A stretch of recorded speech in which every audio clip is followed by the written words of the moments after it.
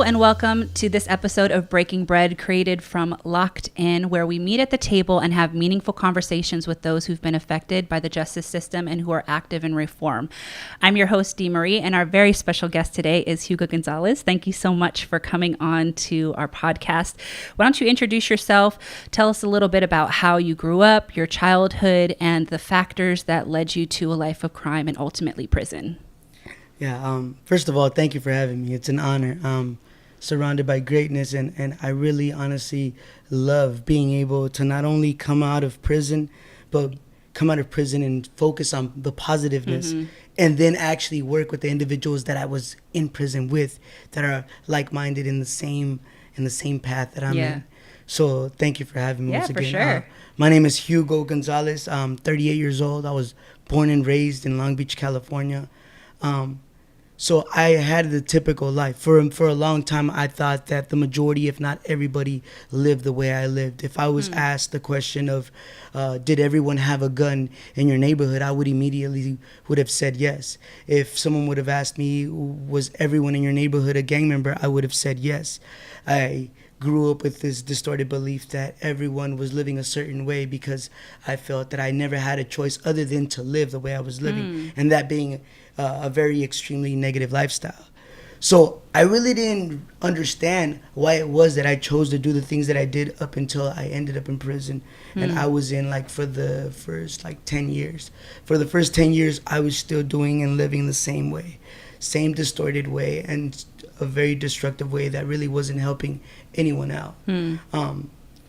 But I will say that I ended up running out of people to blame for my actions. And once that happened, I really only had myself to look at myself in the mirror and really start thinking about, why did I give myself the right to harm others?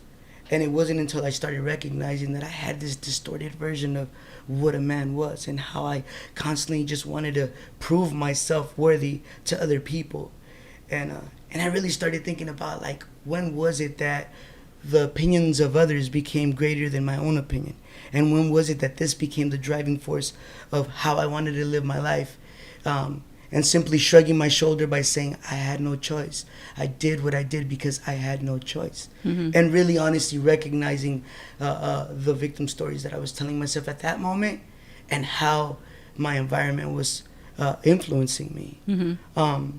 And then that's what led me into the truth of what I had to face. The many unresolved issues as a child that I did not want to talk about, that I did not want to address. And one of them was me being diagnosed with cerebral palsy at the age of 3. So from the age of 3 to the age of 9, I was going to a special ed school. And at that point in time in the 80s, the word retarded was used very loosely. And people would jokingly use that word in a derogatory way to describe someone else not being up to par, not being normal. Different. The only part of that is that I was actually affected by that legitimately. So the word retarded or even the word special really not only rang as offense to me, but it was extremely insulting and it was extremely hurtful, and I didn't want to talk about it. I didn't want to talk about why I was bothered or why the joke of, oh, you're in the little small yellow bus wasn't a joke to me because it was my reality. And all I wanted to do was be normal. My grandmother raised me. My mom, she had her own difficulties in life, and she was trying her best to figure it out. I now have 7 siblings, but at that point in time, I had 2 other siblings. She moved in with my siblings' father, and I stayed with my grandmother. And my grandmother was raising 5 other cousins. And at that point in time, In Living Color was this comedy show. I loved watching that show. I loved it as well. But there was a skit. There was a skit of a superhero, and the superhero was Handyman. Oh, yes. And so that skit, that name, stuck to me. People started calling me Handyman. And it wasn't this superhero idea that I had. I knew exactly why they were calling me that. So I remember very clearly one of my cousins calling me over, but calling me by this moniker, that being Handyman. And me as a 6-year-old walking up to him and crying and telling him, I don't like you calling me that. And I remember him looking at me clearly and saying, look, what, are you crying because I'm calling you that? Because if you're crying because of that, I'm telling you right now, you need to stop. You need to stop feeling sorry for yourself, because the world's not going to feel sorry for you. And also understand that I'm saying that out of endearment, out of love, because you're my little cousin and I love you. You're like my little brother.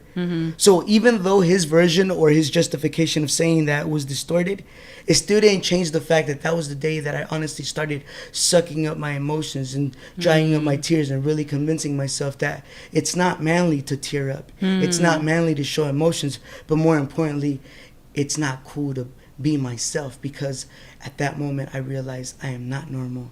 I am not up to par to what everyone else is, and I just want to be normal. And that's when my quest of wanting to become normal began. And although I now realize that it was running this treadmill or this hamster wheel of really not going anywhere, trying to obtain this version of normal, my block, my neighborhood was saturated with gang life. And I was raised in Long Beach in a city that's very diverse, but not in a positive way. It's very diverse in a way where everyone is segregated, not by anyone else. Of course, the system has a lot to do with that, Right. but also choices of oneself of like, we're going to stay true to our culture, to our people. We're going to stay true to our culture and our people. And what happens is conflict. This idea of it's us against them became this strong, hyper-vigilant ideology of like, no, I'm simply backing up my family and everyone that looks like me against whoever comes against me. And that created this strong racial biased ideology, to a point that by the age of 13, I was not only full-fledged and deeply entrenched into gang life, but I honestly believe that in order for me to reach this pinnacle of normal, all I had to do was do exactly what they're doing and do it better. And when I say they, I mean gang members that I really didn't look at as thugs or gang members or as murderers or as thieves. I simply looked at them as individuals that I knew since I was growing up from the age of 3, 4, 5, 6, and they saw me grow up. And instead of bringing up the fact that a little short yellow bus would pick me up, they just looked at me as an active individual that was willing to do whatever it took to do the same things that they were doing. It just happened to be that I was 13 and they were 19, 20, 21. And that was powerful probably too as well, that these people were actually treating you as, you know, one of them and not saying like your special needs or anything like that. And I'm glad you bring that up, because a lot of times when going into areas like courtrooms, they're quick to villainize the situation by saying he's an urban terrorist, he's a thug, he's a mobster. They are military minded and they ambushed this and did that, when in reality no one's really trying to even question the why.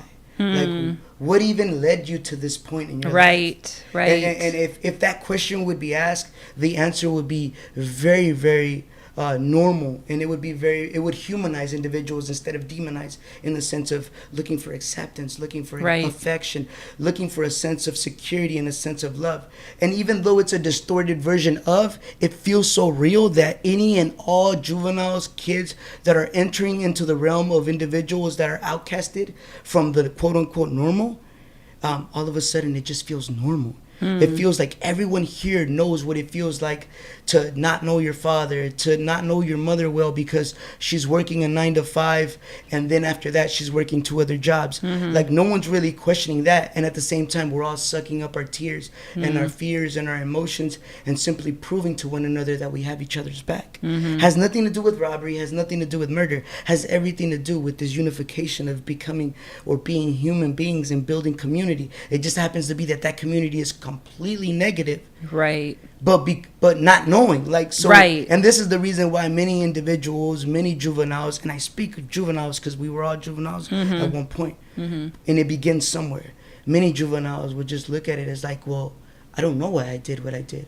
I just don't know. And the reason why they don't know is they're not really looking at it as a negative. They're looking at it as what they're getting out of. And I'm speaking for myself. That's how I looked at it.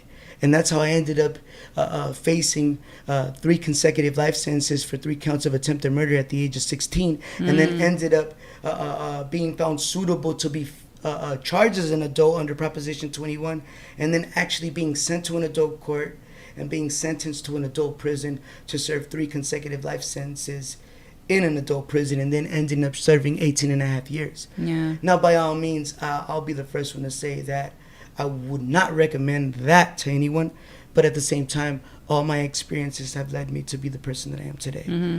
So I'm not gonna look back at that and say, I wish things would have been different. If anything, I would say, I wish I had someone that that honestly would have touched me in a way and influenced me in a way that I really would have had an idea that there was another way. Mm-hmm. That me expressing myself, my full self for who I am and what I want to do in life and what I want Mm-hmm. is okay. Mm-hmm. That me carrying books and having a backpack and a trapper keeper and being extremely proud of being organized was cool. Mm-hmm. Not some individual telling me, oh, that's lame and that's for school, that's schoolboy shit, and then actually like causing me to fold a peachy folder, put it in my back pocket, and then looking at it as okay to ditch school because that's what we do. Mm-hmm. And I don't know, just thinking back at that, it just reveals a lot.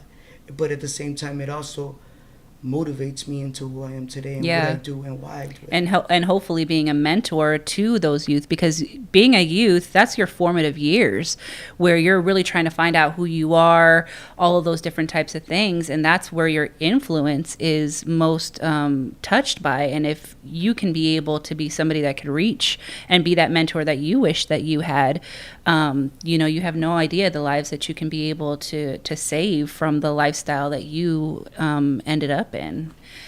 I 100% agree with you, D. And the amazing part about it is that, like, I've received internal healing from just simply actively listening to others. There's this common phrase that individuals say to a younger individual of like, you were me when I was young, and not recognizing that when we say that to someone that's younger, we're actually robbing them for their opportunity of having the space to express their own story that is not my story. Mm-hmm. Like, we all have our own individual stories, and as much as we may have similarities, right, it doesn't change the fact that it's completely different. Right. Because I'm robbing him from the opportunity of saying, I was molested. Were you molested? Mm. I was abandoned. Were you abandoned? Mm-hmm. You didn't know your dad. I didn't know my dad or my mom. Did you know your mom? And completely robbing an individual, a human being, from being able to express himself, Mm-hmm. and giving him the opportunity to really be able to be himself instead of just feeling like he has to censor himself because I just happen to take over a conversation and Right. and label him as me. Mm-hmm. You are me. Mm-hmm. I am you when I was your age. And it's just, it's fulfilling to be able to look at human beings as human beings and not objectify or assume that I know the answers, because I really don't. Mm-hmm. Yeah, for sure. So you were heavily involved in the gang life. So at 16 is when you were sentenced to prison. What was prison like for you? Were you still involved in the gangs and so forth? So what was kind of prison like?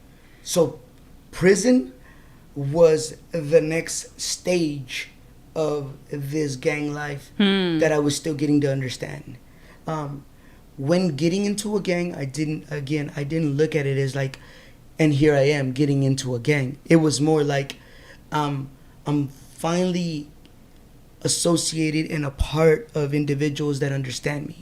Mm-hmm. And it just happens to be that I got to go through this initiation in order for it to be official, and me shrugging my shoulders and saying, well, everybody has gone through this, so I have to go through it as well. And again, I want to reiterate the absolutes that I was using as a youngster. Everybody, never, always, and as if everyone carried a gun in my block, when that's not true. Right. There was misconceptions that major misconceptions. And the truth of the matter is that I came from a neighborhood like many others of people that are hardworking, people that would wake up early in the morning and drink their coffee while they're warming up their vehicle, mothers and grandmothers that would work as well, and they're not carrying guns, they're not saturated with this hyper-vigilant way of thinking that they have to go murder someone from another block because they happen to look different. But this is what I was telling myself. Yeah. And along with those things that I was telling myself, I was losing myself. And yeah, it's just to be able to look at things now for what they are. I could honestly say that I remember the good times, but I can also remember the bad times. And prison reminded me that I didn't get into a gang to do whatever I want. there was another set of rules, and this is what we do, and this is how we do it. And me being from the city that I was from and raised with the ideology of us versus them, it just honestly just made it even. It took me to a graduate state of my distorted beliefs of like it's brown against black, brown against everyone else, and this is how we do it. And no matter what, we're gonna roll for one another because there's strength in numbers. Instead of actually looking at it as there's strength in people that have my best interest at heart, I was looking at it as like, no, everyone's gonna get pressured to do what they have to do for one another, and respect is equivalent to fear. And I had these distorted definitions of what these strong, beautiful words really mean, and they were defined differently. And prison was something that that actually enhanced my criminalistic way of being. Interesting. It didn't pull me back. It wasn't one of those things where it's like, okay, I have triple life, now I'm gonna sit back. Especially being a Hispanic, a Southsider going into prison, it wasn't a choice. It was either you roll with us or you leave. You go to another yard where you're no longer good. There's many individuals in different cultures in prison where they could just be like, look, I'm done with this. I'm no longer doing this, and everyone's okay with it. That wasn't something that I even saw as a choice, even though I now know that it was a choice. It's just a difficult choice, but it was a choice nonetheless. Right. And it wasn't until like after 10 years that I really started recognizing that I seriously like self-sabotaged myself. And I really couldn't blame my father, who I didn't know anymore. I couldn't blame my mother, who wasn't around anymore. I couldn't blame all the people that quote unquote influenced me into doing the things. I couldn't blame society anymore. I couldn't, because at the end of the day, the paperwork was saying that I did this, I did it, and it was like there was nothing that I could say to actually run away from the truth as much as I wanted to. Yeah. And I was left having to face it. And that's when I actually sat down and really started understanding, like, how the hell did this all come to this? Like, how is it that I'm here inside of a prison and I'm going to spend the rest of my life here? And to honestly pretend that suicide wasn't an option would be a complete lie. Like, I thought about that continuously. Wow. And I'm thankful that I didn't go that route. But at the same time, I will say that it was moments, my toughest moments, that allowed me to really honestly think to myself about not only what I did, but how I want to live my life now. And I'm not this altruistic person that could honestly say that I do things selflessly. Even today, the wonderful things that I experience, the true fulfillment that I get from helping others, I do it because it makes me feel good. Yeah. I do it because it makes me feel like I'm a part of something in the way I used to be, but now I'm a part of the positive. Now I'm a part of the goodness of what it is to be able to look at each other as human beings and understand that we really are one. Yeah. And it's just amazing to be out here. Absolutely. And honestly, I found true freedom in prison before I was released. Everything else was just a byproduct. Freedom happens here. And once you start actually doing the work to actually, come to terms with what you've done and taking groups and so forth like that, you actually break free from that mental prison, and that's where you find true freedom. I mean, you'll find people who are actually free that are actually locked up because they haven't, experienced that true freedom of the mind, and so that takes work to be able to do. I 100% agree with that, and I also want to keep in mind that in prison, ice was a treat, and I have a mug filled with ice water in front of me. And that was a treat in prison. In prison, I'm not allowed to just walk out and shake someone's hand. I'm not allowed to converse in an unfiltered way, at least not with just anyone.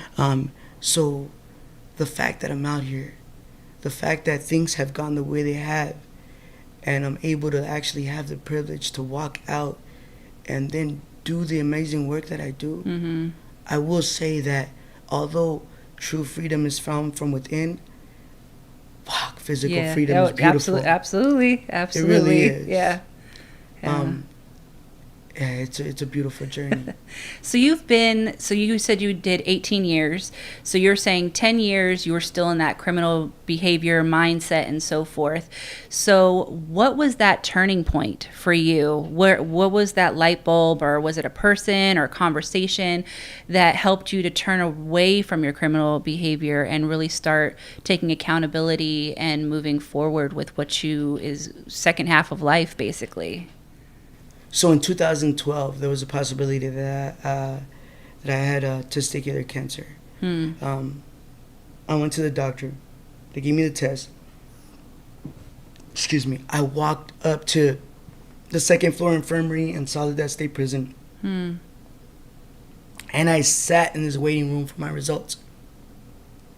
And when I was waiting for my results, it felt like an eternity. It felt like hours, but it really wasn't. It was minutes. And I ran into people that I hadn't seen in years. And I never questioned where these individuals were at, because they were really never significant in my life in the sense of even hanging out with them. But I knew them. But they were in the infirmary, and it was 4 of them. They all had stage 4 cancer. So I'm here waiting for my results. I get my results. They're negative. And as I'm walking out, I'm looking at this older man. His name's Junior. His name was Junior. And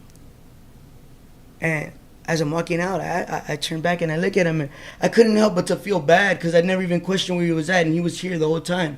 It's just he's just happens to be dying, and the worst fear of someone, or as for myself, was to die in prison. And this man is actually facing that face to face. And I look at him and I'm like, "Hey, but you get visits though, right?" And he goes, "No, I don't. We don't get visits because we have to stay here. We have to stay in the infirmary, and we have to get special forms filled out for that." And I started visiting these individuals every Sunday. I started visiting individuals in the infirmary. And it got to a point that I realized that the infirmary wasn't split up in a way where it's G pure SNY being individuals that are protective custody because their life was in danger for whatever reason, whether they're child molesters, rapists, or told on someone. Those individuals in the general population are considered quote unquote no good. But at that point in time in my life, like just witnessing everybody on their deathbed, it really didn't matter to me what it was that they did. All that mattered, for the first time in my life, I was actually able to look at people as people. And I remember it was around Christmas time, and I bought everyone honey buns and sodas. I asked the guard if I was able to go upstairs and give it to him, and I handed it out. And I could have gotten in trouble for that. I could have gotten in trouble for that because it's frowned upon to even associate with individuals that are considered quote unquote no good, even though they're human beings. Right. And I did that every Sunday until I was released. And I can't even take credit for it because no one knew about it. Now that I think about it, without even realizing that moment at that moment, that was my pivotal point. That was my point of honesty, not living a life of being this self-absorbed, self-centered individual that happens to just like feel like he knows it all. Like all of a sudden it was no longer about me or my opinions. It was about other people and how I could just be one with them, how I could just be in the moment with them and whatever it is that they're going through. And from that moment forward, I really started recognizing that right there is way more fulfilling than any moment of me just making it about myself. And that was my pivotal moment. Wow. Now I hear that you're an amazing artist. And so how did art play a role in your recovery, if any? Art played a role in a major way.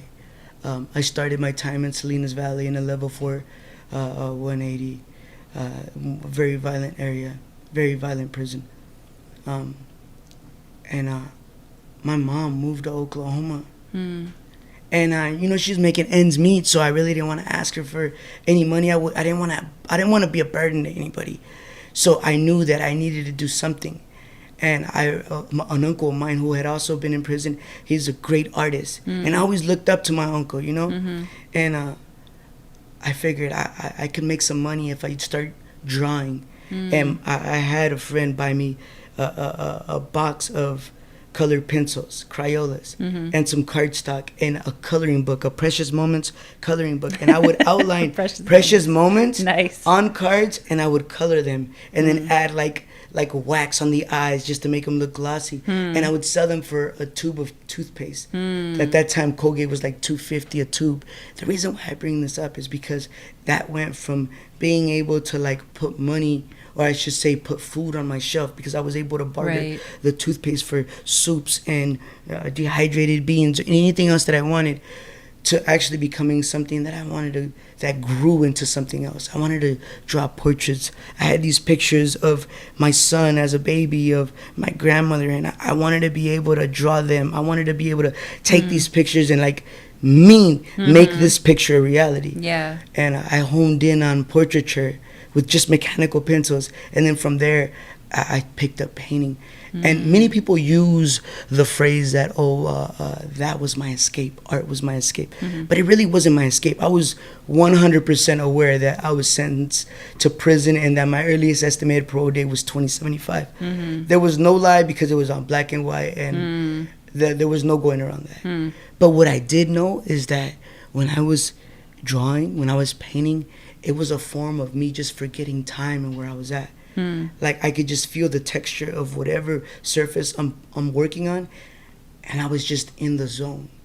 And it was my therapy. It was my form of liberation. And the things, as I started evolving as an artist, the things that I was afraid to say with words, whether it be depression, whether it be suicide, whether it be addictions, regardless of what it was, I could put it on a drawing or on a painting, and people gave me credit for a mother that's holding her child and crying, or for a dude that's completely lost on drugs, laid out on a sink, on a prison sink. It was things that are just normal were profound, and I was able to do that through paint. And that was the first time in my life that I was actually getting credit for being vulnerable. And that was the first time that I really started seeing vulnerability not as a weakness, but as a strength. Yeah. And the more I honed in on that, the more I was able to not only write about why I painted what I painted, but actually speak about it. And the more I spoke about that, the more I was opening up and becoming more and more comfortable about speaking about any and all situations that I felt very embarrassed about, or very naked, because it just felt like vulnerability was one of those things that I did not want to be. Yeah. And lo and behold, it was my way out. Wow. And you self-taught, basically, all of your drawing and painting. Well, I wouldn't... self-taught in the sense I've never been to school, but I would say that everything that I know I picked up from somewhere and from someone. Whether it be that heroin addict that was constantly judged, or whether it be that individual that feels he knows the whole freaking dictionary. Like either one, I was picking up. And I said this before, but I'll say it again. Like I grew up in prison, but when I say that, I mean that in every shape and form, I grew up in prison. From the age of 16 to the age of 36, I grew up in prison, meaning that I'm more close to individuals in prison than I am with my mother, with my brothers, and my own son. And to this very day, I'm still doing my best to make amends with certain relationships. But I'm also just trying my best to figure it out and know that, like, there is no perfect version of anything. Yeah. There's just this human way of figuring things out as we go. Yeah. What has life been like since your release? I mean, 36, so it's been 2 years now that you've been out. So what has life been like? It's been crazy, but in a good way. Yeah. But in a good way, because the doors didn't open up immediately. Like, I started feeling like there was moments of me feeling like I was better off in prison than out here. Not to say that I wanted to go back, right? But it just felt it was like comfortable. You knew it. But not only that though, I was in a metro. I'm like trying to make ends meet, and I'm getting paid $11 an hour, and I'm living in a transitional house that still feels that I'm locked up. Like I do not feel free, and yet I'm supposed to be free. I'm supposed to be grateful, but I'm having moments of like not being grateful. Yeah, I'm finding moments of not knowing if I'm gonna make it in life, because I'm not able to get a job that can even pay me a sustainable wage to live in Southern California. And I'm like, how am I gonna make it? My family isn't even in California. Like I'm on my own. And then I was just doing what I know how to do. And all I had in my pockets, other than lint, was my vulnerability. That's all I had. And from there, I became government relations for Homeboy Industries. And I was able to go into the mayor's office and pick up this local money. And although I know I was being utilized as this poster child slash token of a way of getting money for nonprofit organizations, although I know that there's moments of exploitation, maybe not even on purpose, but just in a way that was creating something else that I wasn't aware of, it opened up the doors for me to be able to go to the university, to Harvard University, the University of Chicago. I didn't even know Obama went to Chicago, but they were like, this is where the president was a professor at. And I'm like, damn, I'm going to UCLA, USC, I'm going to Yale, I'm going to Berkeley, and I'm speaking. And it's like, I'm talking about the things that people read about. Yeah. Like, I'm the subject. Yeah. Like, all these expert witnesses of whatever it is that they consider themselves experts of, because they're quote unquote well read, like they're reading about me and many individuals like me. And the doors opened up to where I was able to work workforce development in Manhattan Beach. I was able to have dinner with the governor that pardoned me, that granted me commutation. I was able to get interviewed by Maria Shriver, and I was able to chill with actors, actresses, and just have this fat burger with Iron Man, Robert Downey Jr., and the dude's just right across from me, and I'm like, damn. But I was able to do many different things that I never thought I'd ever be able to do. And I'm not starstruck by that. Yeah. What does amaze me is that the individuals that were in prison with me are excelling in a way that is like surpassing not only the expectation of the naysayers and the individuals that even were encouraging, but that like we are creating our own revolution on making a difference in this world. Yeah. And I'm just it's a joy to be a part of it. Someone asked, how does it feel to be out here? It's challenging. It's challenging, and I would say that out of all the things that I had figured out, I don't have relationships figured out. Because for a good chunk, for the majority of my life, closing that down and focusing on doing time in prison was my way of the mechanism that I was using to actually deal with that. But I will say that like the journey of being free and being a part of a movement a lot greater than me is not only fulfilling, but it allows me to recognize and remember my purpose on a daily, and I'm grateful for it. Yeah, man. Love it. What are some of the issues that you see in the communities of color, and what are the tools that you see that need to fix them? Communication is key. And although we have come a long way from the 90s, I will say that one of my first jobs coming out of prison was working for a community organization, and we were going into the community and organizing, but we were literally like trying our best to sign people up to vote. We were trying to register individuals, and people were so jaded in the community of South Central because they felt like nothing's gonna change. Yeah. And then in moments of a crime happening, it's like closing your blinds and closing and locking your door is a lot more quote unquote normal than to just call 911, because who wants to call 911? And I'm also not in agreement with calling 911, but what I am saying is this: coming together as a community and knowing that we're all affected is what's actually going to help us out. And right now, I would say that that's one of the biggest issues.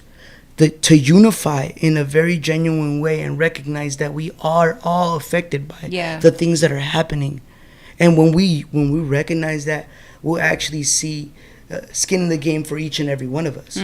Whether it be the selfish one or the selfless one. We would all see that all this affects us, and we can all help make a change a lot faster if we do this together. How do you see us unifying and doing that communication? By being vulnerable. By being vulnerable, by being able to like kick back, have barbecues, and actually show and express vulnerability, because it's through vulnerability, whether it be a song, a movie, or a poem, it's through vulnerability that we connect as human beings. That's why we like choke up and tear up when someone's speaking. That's why we're able to like actually like look at something and be like, wow, that was heartfelt. I felt it here.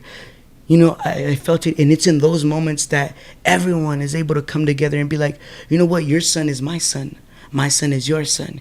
And if you saw something wrong happening to me, Like, I would want you to do that in the same way that I would want to do that if something wrong was happening to you, instead of just driving by and watching the accident take place as we keep on moving. So what are you doing now to be of service to the communities and so forth? So I work for Success Stories. I'm a coach / alumni coordinator, but I'm also a board member for Initiate Justice. Initiate Justice is one of the first nonprofit organizations in California that gave the empowerment, the ability to the individuals from within the walls, the people that are affected by these laws made by individuals that we have never seen and that aren't affected by us. Right. And most of these politicians have never actually went through any of the situations to even understand why the crime rate is so high. Right. So instead, the solution was lock them away and throw away the key, costing more and more money, building more and more prisons. People become more and more rich, while more and more people of certain color are incarcerated and are put away as if they're gonna be fixed by being warehoused, as if someone, because most individuals are gonna eventually be released, as if being warehoused for 15, 20, 30 years is gonna somehow, some way make an individual, a human being, better, a better person when they come out. So what I do is I speak. I give that narrative, the narrative of like, the question is, why should you care? Like, why should you, Mr. Republican, you, Mr. Democrat, care about an individual that committed a crime and was given a sentence by law and now is in prison? Well, the truth is, you should care, because one day most of these individuals will be released and they will be standing in a theater line, and your daughter, your son, your loved one will be in that line. Who would you prefer to be in the line? A rehabilitated individual that knows his why and actually has worked on himself, or an individual that has just been stored away by the system and is expected to somehow, some way figure it out, come out, and now he's standing next to your loved one? And that's what I do now. I create spaces for individuals to be able to just be themselves. I have no solution or no understanding as to what people have gone through. Well, I do have understanding, but I can't have the assumption or assume that that I know what you've been through. And the amazing thing happens when that happens, when we're able to sit down as human beings and have real conversations. Healing begins, and once healing begins, the humanistic ability of being able to look at each other as human beings and love one another as such starts being created. Absolutely. And then individuals that have all these different tattoos all over their face or all over their arms, just for the need of acceptance, or for the hope that they convince you that they're not to mess with because they feel so insecure within themselves, they're able to actually be the fluffiest person you've ever met. Yeah. That's such powerful work, Hugo. That's amazing what you're doing. Thank you for that. That's so needed in our communities, and that's huge. So you do Initiate Justice. You're on the board. Is there anything else that you do with Initiate Justice instead of Success Stories, being a coach? So at the moment, I'm going to Loyola Law School, and it's specifically to become a certified forensic expert, specifically on being a gang expert. So up until now, a gang expert usually consists of parole agent, retired parole agent, retired police officer, or an officer that's still on duty, and they utilize their perspective to give individuals an enhancement that doubles or triples their time in prison. And many of the narratives that they give hold truth, but they're diluted with the version of terrorism, instead of giving the true understanding of the why. I'm a strong believer that when we understand the why of anything, we not only begin to get understanding, but we have the option, not the obligation, but the option to have compassion to what we're understanding. And it's through that compassion that we're able to come up with real solutions to things that we may label problems, instead of just creating bandages to things that we may label problems. And so what my goal is, and what I'm actually going to do, is I go into courtrooms and give a different narrative. The narrative of giving an understanding of the why. Why is it that individuals join gangs? For that need of acceptance, affection, love, support. These common needs that every human being has, and how that turned into a distorted version of because of the environment and because of what was influencing them at the moment. Not to justify the good or the bad that took place in between, but just to simply give an understanding so that individuals can have the option to have compassion to what they understood on the why juveniles, teenagers become gang members, and not look at them as terrorists, but look at them as human beings, really honestly just trying to figure out life. Yeah, powerful. Well, what it really comes down to is that as of right now, no actual gang member has become a gang expert. Go figure. Yeah, right? Yeah. So up until now, it's just been someone that opposes a gang member that has actually been a gang expert. No one actually has come in with the truth of what a gang member is and what makes a gang member That's a gang gonna be member. so powerful, Hugo. It is, but I Man. would also have to convince the courts that I am an expert and that I am credible and that I'm not just trying to like get people off. Yeah. I have to create this reputation of a credible witness that's going to give the truth and nothing but the truth. And of course, that's exactly what I'm going to do. Yeah. Give the raw and uncut truth of what gang members are and how we're all human beings. Yeah. That's awesome. That's awesome. Well, we can't just meet at the table and not be able to break bread and share a meal together. So I asked Hugo what his favorite meal was, and he told me I'm a meat eater. So I thought I would go ahead and make him a special dish, and so I'm going to go grab that right now. Yeah, I can't wait.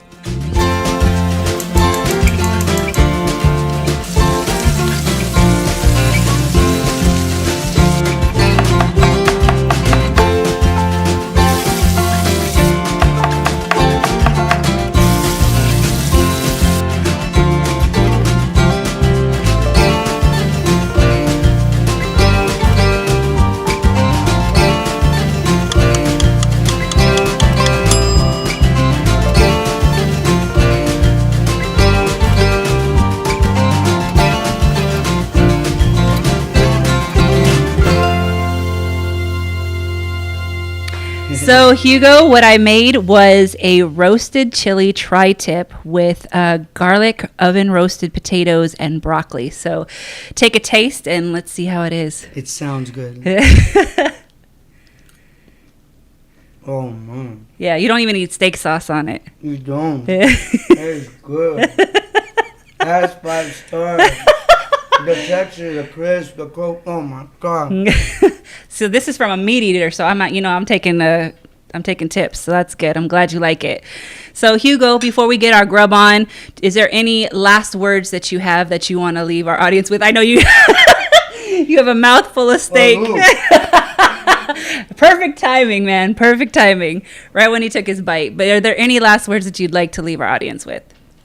I would say it's almost human instinct to immediately gauge or judge situations and people. I would say whenever we find each other doing that, like stop and really question all assumptions, all thoughts, and really honestly just look at people as people, because that's what we all are. Absolutely. Well, I want to thank you so much for coming on the show, Breaking Bread. Is there any social handles that you have for Initiate Justice, or anything that you have that's personal, so people can be able to get in contact with you and learn more about your organization? Yeah, so they could get in contact with me at Hugo at successstoriesprogram.org. If there's any questions, anything that I could help anyone out with, hit me up and I'm there. So it's just that. What's the website for Initiate Justice? It's initiatejustice.org. InitiateJustice.org. Okay, cool. Well, thank you again so much for coming on this episode of Breaking Bread. Thank you all for joining us. I wish you all the best with the work that you are doing for our communities. It's really needed, and you're a champion for it. So thank you so much, and I wish you all the best with that. Thank you for having me, and once again, it's a pleasure. Yeah. I'm in the presence of greatness, and it's a pleasure to be here. I seriously mean that. Thank you. And the food, bomb. That means all you guys got to come on this podcast. Yes. Well, thank you for joining us this episode of Breaking Bread. Make sure to hit subscribe so that you can be notified of when the next podcast drops. You can find us on YouTube, Spotify, Anchor, and several other podcast platforms. You can also find us at lockedin.info, where you can find out more about how you can share your story, educate yourself, and also get involved in helping to change the justice system as well as the world around us. Right now, we're actually featuring a story on Leonard Kemp, a youth sentenced as an adult, where he had racial injustice by an overzealous district attorney and extreme sentencing. You can actually hear his story on our website, as well as how you can be able to get involved in sending letters for his resentencing. Also, make sure to check out our donate button so that you can be able to help Locked In continue the work that it's doing. I'm your host, Dee Marie, and I look forward to seeing you next time on Breaking Bread.